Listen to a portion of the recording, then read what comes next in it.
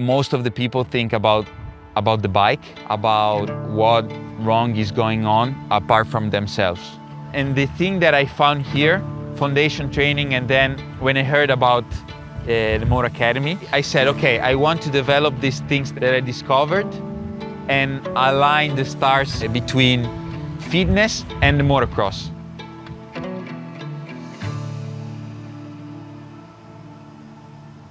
I was born in that small city, around 60,000 people.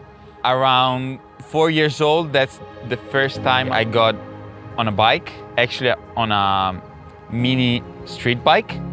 And then when I was 7, I got a pit bike, and with two close friends of mine, I started riding motocross, but just for fun, because my main sport was soccer, or football as we call it.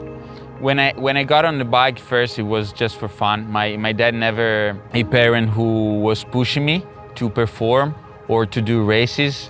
When I was 10, 11, I was just riding on the weekends because as I said, my main sport was soccer, and I was pretty good at it. But then what got me really close to motorbikes was that I had this not so positive experience with soccer, with these 2 or 3 friends of mine. I was feeling that they left me, they abandoned me. I kind of realized that I wanted to change something. When you're young, you always want to do what your friends do. You start seeing things that are not good. I mean, starting smoking cigarettes, starting drink alcohol. I didn't like it. I just felt it was not good for me. But I quickly realized that they were not friends anymore. That was what saved me, I think.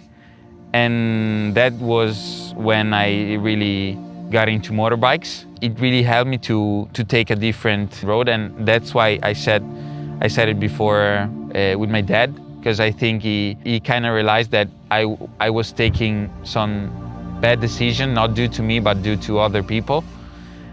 And I think subconsciously he made me understand at that young age that I could do better. I changed my friendships, I changed everything, and I got closer with motorbikes. Imagine being like 12, 13 years old where all your friends play another sport and do different things, and you're kind of alone, let's say. But I don't know why I just felt that it was the right thing to do for me. When I started racing, I took it really serious until I was, like 20. I thought I was a pro. I mean, I was training like I was a pro. I was going to school, and my parents always wanted me to focus on school, but I do my homework and go train. Go out of school and go train, always alone, always by myself. It was almost like I had everything. I was going to a good school, even though I was struggling a bit. I was racing dirt bikes, which was a pretty cool thing to do. I was pretty good at it. But at the same time, I thought something was missing. So after the second year I raced, let's say, in the pro rankings, I was exhausted. I don't know why I was feeling that kind of pressure. For no reason, as I already said, but I was exhausted, and I was really lucky that I took the decision to spend a year abroad. On January 2022, I went to San Diego for 6 months, and I spent maybe the most 6 months full of experiences that I could have. Nobody forced me to race and train every day. I was doing because I wanted to do it alone. At the same time, it's the first time I had some free time. There was not something that made me say, okay, I want to do that. But one day I said, okay, I think I can bring something different to the table on this sport that I'm doing. because I know that it's pretty old school managed, and I think I want to bring something new or be a part of something big that can grow the sport that I love, that I truly loved. And I decided to begin sports science. These two things combined, let's say, is finding a true passion for the sport, a true passion for analyzing the sport on trainings and whatever, and even understanding better like the human body, how we should move more correctly. I always thought about it. The body has to work in a correct way for the body, and nobody's saying anything about it. Everybody's saying about line choices, throttle control, suspension, whatever, but always had in mind that something was missing. And that's why another thing combined when I heard about the Moto Academy.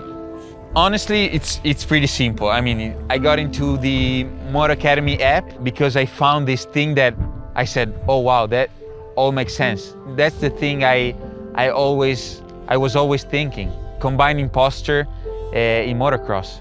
Riding technique is how to put your body on the bike. It all makes sense. I met Alessandro just a couple of years ago, and I met him how I meet a lot of people, which is inside of the Moto Academy app. So he sent me a message and said, hey AJ, I see you're coming to Dorno in Italy. I'm from Italy. I would love to be able to just help out in any way possible. And I accepted the offer. I said, sure, absolutely, I would love your help. Instantly, I was blown away with how much knowledge he had on the physiology of what goes into riding a motocross bike, with his foundation training knowledge, which is everything he knew about the body and the movement and how that correlates to what we teach at the Moto Academy. And then I said, AJ, I kind of briefly said to him what I was trying to do. And I said, I'm studying sports science. I have this big passion for training, for coaching. I love what you're doing. He also had in mind to do something in another country. And it was funny, his reaction, because he said, do you want to have a test week with us and see how it goes? And I said, yeah.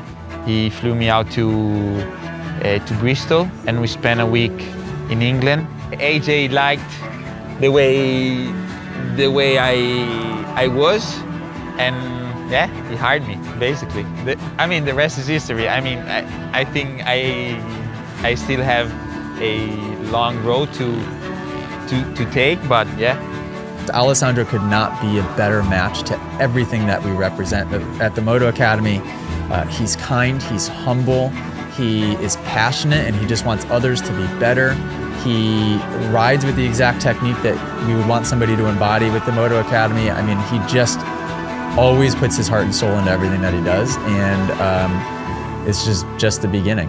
It's just the beginning. So, if you want to train with me in Europe, just find a class at themotoacademy.com. Ciao.